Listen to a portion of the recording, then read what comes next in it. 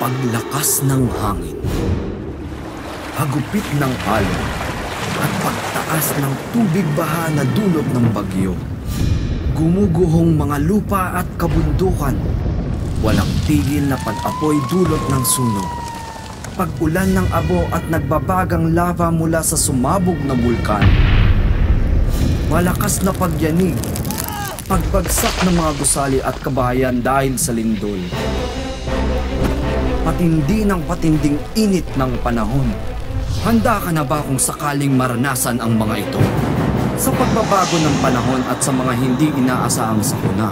Iligtas ang sarili, iligtas ang pamilya. Dapat laging handa, dapat maging listo!